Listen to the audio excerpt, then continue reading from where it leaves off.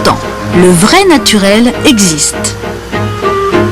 Journaliste de presse féminine, Caroline a changé de vie il y a 2 ans en découvrant le livre d'une consoeur allemande.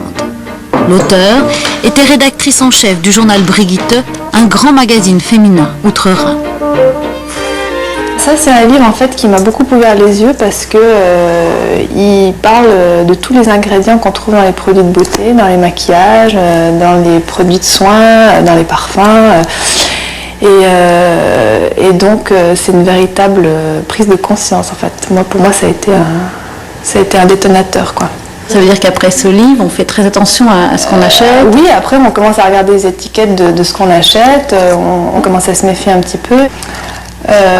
Vous arrivez à vous maquiller avec des produits naturels? Bah oui, là on a, j'utilise un petit gloss qui contient en fait aucun conservateur, pas de parfum et pas de matière synthétique.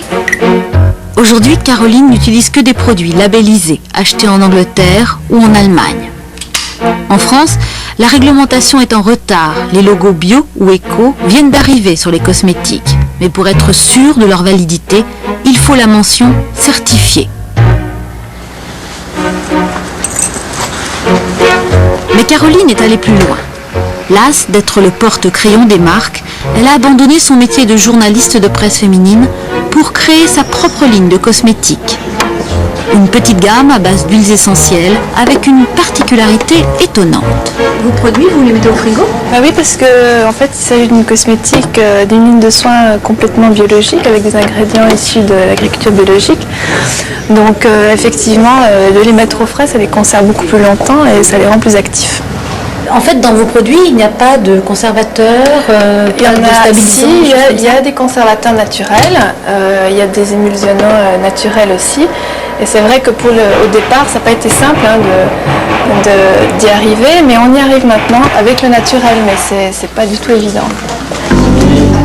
Il lui a fallu plus d'1 an pour assurer la stabilité de ses produits. Caroline vise une clientèle aisée. Elle les vend environ 70 € dans son institut de beauté à Paris et certains grands magasins en France et à l'étranger.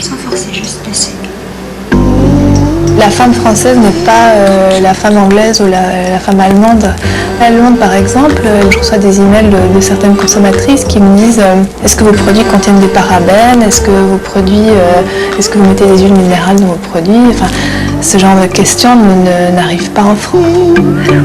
Soufflez tranquillement, laissez. Voilà.